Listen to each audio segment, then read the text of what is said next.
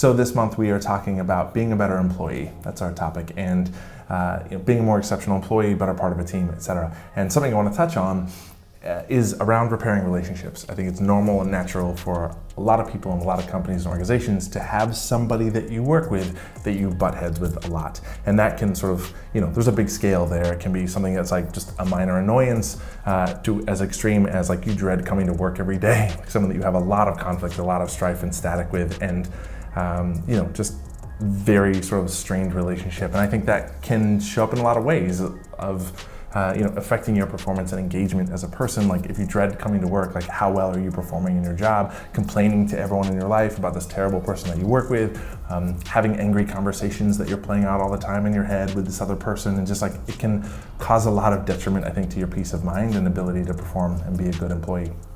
So I want to talk about like how do you address that? Because I think if every person in the universe, every person, every company would just go and try to repair one or two relationships at work that are strained, I think that would have a huge impact on people's performance and ability to like just be a better employee and part of a team. So this is how I think people should do that. And number one, I think it kind of starts with an invitation of, it takes a lot of courage to do this, but I think to go to that person in cold blood at a time when like you're not in the middle of some strife or like highly emotional time, but just to go to that person and be like, hey, look, this relationship that we have, there's static between us, right? To like acknowledge that and be like, this doesn't feel great. I don't love this. I can't imagine that you love this. And like, just as an invitation, I would be willing to have a conversation about how we could sort of repair this and work together better and like just have a better working relationship. And there's a couple things about that.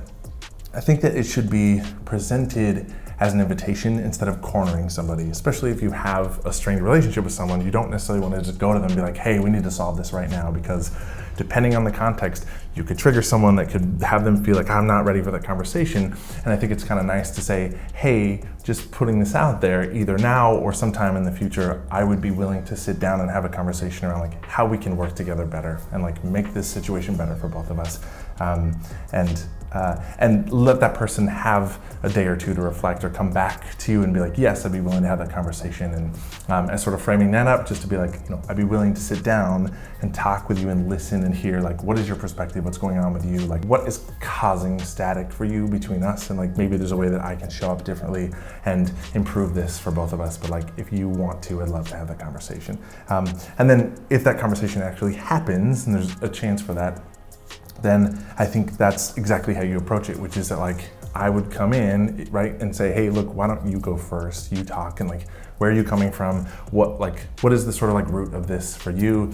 And it does take a lot of courage to go in and have that conversation, to be calm and be vulnerable enough to like let that person talk and listen to them without interrupting, but just to be like, the objective here is that like, let's see if we can repair this and like just have a better working relationship. So being willing to listen to them and offer up ways that you can show up differently and sort of help. And hopefully in that conversation, like also be like, you want to hear my experience? Like, can I share my thoughts with you and like things that I feel like cause static that, just as an attempt to sort of repair that and fix it.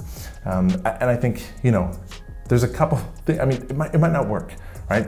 Depending on the person, depending on the context in your relationship with them, or how long it's been going on, or where that person's at, like, you have to be fully prepared that this relationship doesn't have a positive impact, that like nothing results in it, right? That person may not be open to having a conversation. And some people are not emotionally mature, emotionally intelligent enough to be able to like navigate that conversation and be vulnerable and really talk. And some people maybe don't want to. So I think that like mentally preparing yourself that like that person might reject the offer, the invitation to like repair that relationship or have a conversation, because some people just might not be there, but maybe a month later, maybe a couple weeks later, maybe 6 months later, they do. But I think it takes a lot of courage to go and try, and I think that's important to like at least make the effort to be like, I have control over something here, and that is that I can go and sort of like offer up an olive branch and say, hey, like, here's an invitation, I'd love to fix this. And a tip for a productive way to kind of frame that conversation is to talk about what does a 10 out of 10 look like for you. So if I'm having that conversation with you, it's like, what does a 10 out of 10 look like for you in terms of how we communicate, how we interact, what this process looks like, how I can show up differently. And then I would also share with you sort of like, this is what a 10 out of 10 would look like and feel like for me. And hopefully in that process of sharing and listening, we'd identify a couple ways that each of us can show up a little bit different with a little different mindset or attitude, etc., that would like create compromise and find a resolution to like solve that.